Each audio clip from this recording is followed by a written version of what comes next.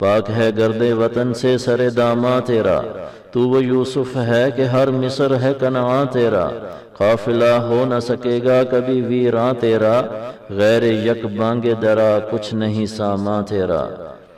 نخل شم استی ودر شعلہ دود ریشہ تو، عاقبت سوز بود سایہ اندیشہ تو۔ علامہ اقبال کی نظم جواب شکوہ کا یہ 28واں بند ہے۔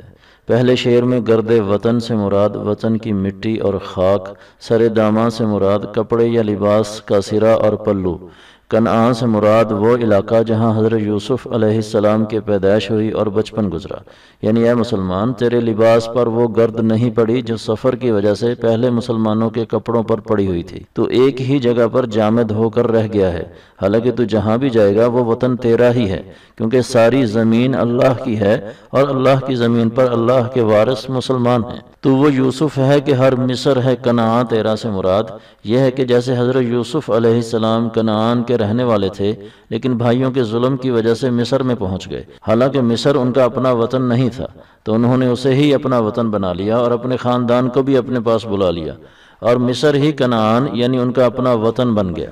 اسی طرح تو جہاں بھی جائے گا وہ تیرا وطن بن جائے گا۔ اگلے شعر میں غیر یک بانگ درا سے مراد ایک گھنٹی کی آواز کے سوا ہے، یعنی اے مسلمان تیرا سرمایہ صرف ایک گھنٹی ہے جو تو نے دنیا کے مختلف کونوں میں جا کر لوگوں کو اکٹھا کرنے اور اللہ کا پیغام سنانے کے لیے بجانی ہے، اور اس کے علاوہ یہ ساری مال و دولت اکٹھا کرنے کی جستجو اور خواہش بیکار ہے۔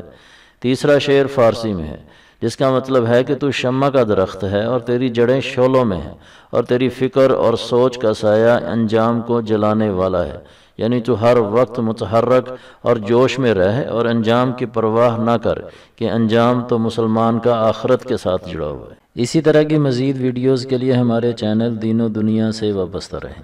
ویڈیو اگر پسند آئی ہے تو اسے لائک کریں اور اپنے دوستوں کے ساتھ شیئر کریں۔ ہمارے چینل کو سبسکرائب کریں اور بیل کے نشان کو بھی کلک کریں تاکہ ہر آنے والی نئی ویڈیو کا نوٹیفیکیشن آپ کو مل جائے۔ اپنا خیال رکھیے گا۔ اللہ حافظ۔